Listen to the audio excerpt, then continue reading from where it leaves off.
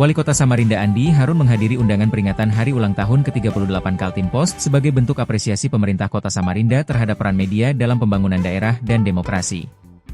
Dalam sambutannya, Andi Harun menyampaikan ucapan selamat atas perjalanan panjang Kaltim Pos yang dinilainya telah menjadi bagian penting dari Kalimantan Timur, khususnya dalam menyediakan informasi yang mendidik dan konstruktif bagi masyarakat. Di usia ke-38 ini, Kaltim Pos telah selalu menjadi kanal berita dan informasi yang mengedukasi, berkontribusi bagi pembangunan demokrasi, literasi, serta bermanfaat bagi seluruh segmen pemerintahan dan masyarakat, ujar Andi Harun. Ia juga mendoakan agar pimpinan dan seluruh jajaran Kaltim Pos senantiasa diberikan kesehatan, umur panjang, serta terus berkontribusi positif dalam penyediaan informasi bagi kemajuan bersama di Kalimantan Timur.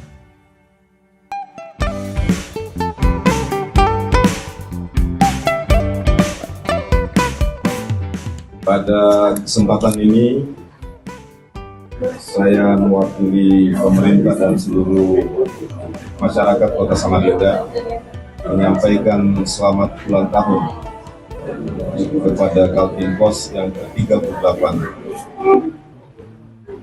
Kaltim Pos yang telah berevolusi dari Manuntung sampai ke Kaltim Pos di usia yang ke-38 ini tentu merupakan bagian dari Kalimantan Timur. Berikut 10 kabupaten kota yang ada di Kalimantan Timur, khususnya Kota Samarinda. Di 38 tahun usia Kaltim Pos, kita doakan bersama Kaltim Pos telah selalu menjadi kanal berita, kanal informasi yang mengedukasi, kanal informasi yang selalu memberikan kontribusi bagi pembangunan demokrasi, literasi, dan semua segmen pemberitaan senantiasa bermanfaat bagi kemajuan bersama. Terima kasih. Semoga pimpinannya, semoga pimpinannya sehat terus, panjang umur, dan ada sedikit peningkatan gitu. Kalau anggotanya semua udah bagus-bagus, yang kami ingin sertakan juga doa kepada seluruh pimpinan dan seluruh jajaran Kaltim Pos senantiasa panjang umur, sehat walafiat, dan juga terus bermanfaat bagi penyediaan berita dan informasi bagi kemajuan bersama kita di Kalimantan Timur. Terima kasih. Sekian. Assalamualaikum warahmatullahi wabarakatuh.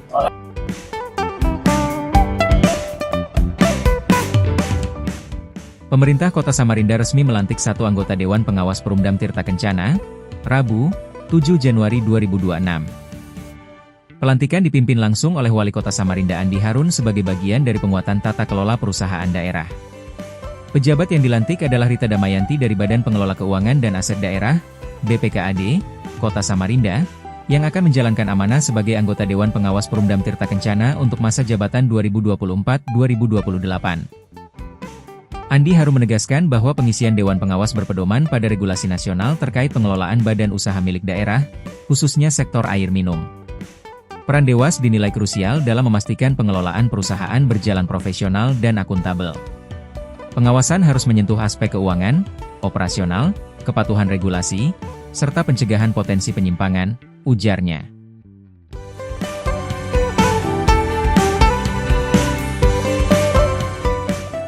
Melakukan fungsi pengawasan terhadap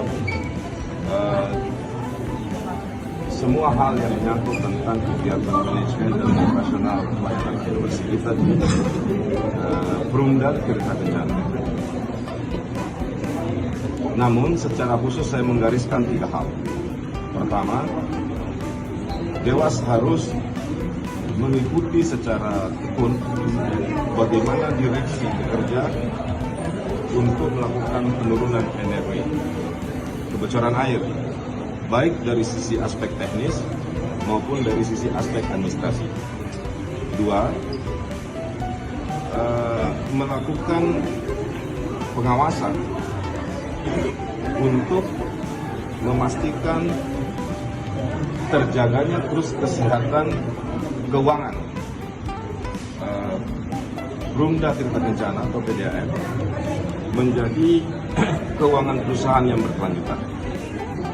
Kita harus pastikan bahwa PDAM harus bebas dari beban-beban politik, beban-beban yang tidak berkaitan langsung dengan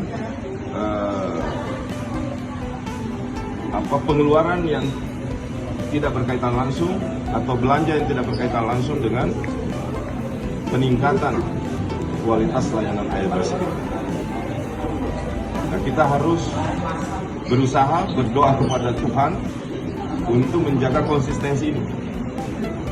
Dan selama kita mampu membebaskan BUMD kita, termasuk Perumda Tirta Kencana, dari semua kepentingan lain di luar kepentingan pelayanan air bersih, maka seperti yang kita lihat hasilnya hari ini, salah satu perusahaan daerah air minum atau sekarang Perumda yang tersehat dari aspek keuangan adalah Perumda Tirta Kencana, karena telah berhasil membukukan dalam beberapa tahun terakhir ini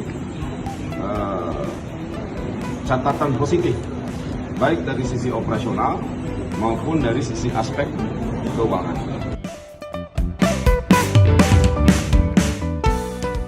Pengelolaan parkir di kawasan Pasar Pagi Samarinda kini beralih ke sistem pembayaran non-tunai melalui uang elektronik dan kris sebagai bagian dari modernisasi layanan publik. Penerapan kebijakan ini masih memerlukan proses penyesuaian di lapangan.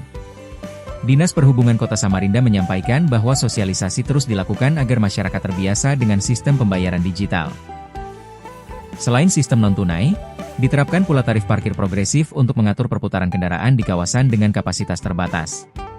Untuk kendaraan roda 2, tarif awal Rp2.000 pada 2 jam pertama dan meningkat bertahap hingga maksimal Rp15.000. Sementara kendaraan roda 4 dikenakan tarif maksimal Rp30.000.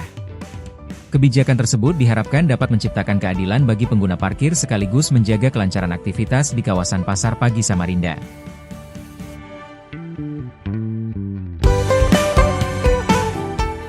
Mulai kemarin sudah kita buka dari setengah hari siang, dan itu pendapatannya kemarin itu 602.000.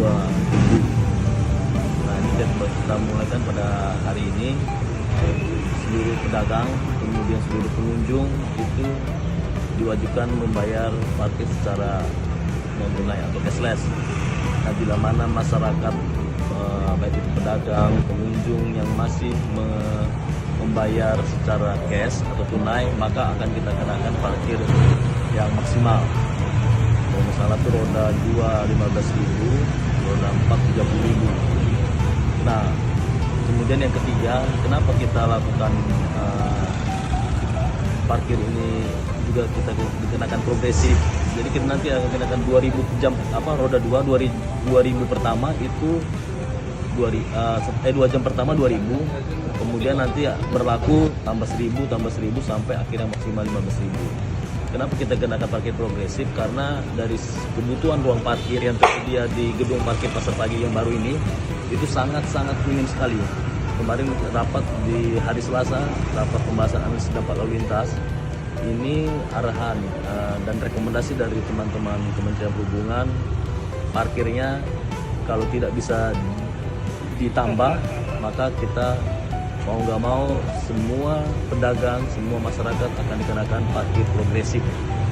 Nah, mungkin ada bahan pertanyaan, bisakah dikenakan parkir secara member? Sekali lagi, kalau parkir member itu biasanya kan bisa bersifat murah. Kalau bersifat murah berarti bisa parkir dari pagi sampai sore. Ini kan akhirnya mengurangi parkir bagi yang pedagang lain atau masyarakat lain yang berkunjung. Makanya tidak akan kita melakukan parkir secara member atau berlangganan, tapi kita tetap menggunakan secara parkir progresif. Sekali lagi, untuk turnovernya, kemudian semua mengajak masyarakat kalau memang berkebutuhan lama di pasar, mending pakai sistem drop off. Ya, jadi sehingga tidak menjadi beban kepada masyarakat untuk parkir berkegiatan di pasar ini. Nanti kami coba berkoordinasi dengan pihak bank. Ya, mungkin di pintu masuk itu kalau misalnya ada pihak bank yang ingin melakukan penjualan kartu, kita kasih space lah bagi mereka. Jadi masyarakat yang belum memiliki kartu silakan membeli kepada bank yang tersedia. Salah satu juga untuk mensukseskan program paperless. Kita mengurangi paperless. Pak, kalau untuk kapasitas parkirnya ada berapa? Tadi untuk mobil itu 69 ditambah 2 untuk disabilitas. Kalau roda 2 itu sekitar 400, sangat kecil sekali. Kita bayangkan dari tadi itu informasi dari teman-teman dinas perdagangan ada sekitar 8.800 bisa dibantu jumlah pedagang. Kalau semua menggunakan kendaraan, ya pasti secara ruang parkir kan sangat kurang. Karena seribuan kan Pak pedagang, terus kalau di sini kan 800 sama. 800. Pak, kalau seandainya ini parkiran sudah penuh, berarti petugas di depan yang bakal bilang memperingatkan ya gitu Pak ya pengunjung. Iya, kalau penuh. parkir. Itu yang kita lakukan. Nah ini sekali lagi kan tadi sama-sama teman-teman babak bersama dan tujuan ini kan nanti akan kita update kebijakan. Jadi siapa operator parkirnya, apa-apa yang menjadi tugas tanggung jawabnya, berapa sharing ke Pemkot itu ini yang akan kita tunjuk lapangan. Ya. Tapi sementara ini masih Dikelola oleh Dinas Perhubungan. Ya. Nah sekali lagi juga kepada masyarakat hendaknya jangan parkir di jalur untuk bongkar muat barang. Itu ketika ada kendaraan roda 2 yang akan parkir di jalur bongkar muat barang, maka akan kami lakukan pengembosan kemudian atau kami towing. Seperti biasa, masyarakat sabar. Di penghujung segmen ini kita bacain komentar-komentar paling menarik dari netizen Samarinda beradab minggu ini. Daengonas. Mantap Pak Wali. Sehat dan sukses selalu. Samarinda semakin keren dan sejuk. Alhamdulillah lan 4. Wali kota terbaik membangun Samarinda. Sehat selalu, Pak. Weh Express. Saya orang yang pertama mendukung Pak Andi Harun jadi calon gubernur Kaltim. Siap kami menangkan. No debat, bos. Iwan Kindo. Bismillah, semoga Samarinda terus berbenah dan meminimalisasi banjir kota. Nah, itu tadi deretan komentar pilihan dari masyarakat Samarinda yang semakin vokal, partisipatif, dan inspiratif. Terus jaga semangat dan partisipasi aktif demi kota yang lebih baik ya. Demi menjaga konsistensi dan harmonisasi antara penggiat media sosial, dukung kami lah ya kan. Dengan terus like, komen, subscribe semua channel media sosial kami di Facebook, Instagram, TikTok, dan YouTube Samarinda Beradab. Pergi ke pasar membeli delima. Singgah sebentar melihat suasana. Kota dibangun dengan kerjasama. Samarinda Beradab, maju dan berdaya.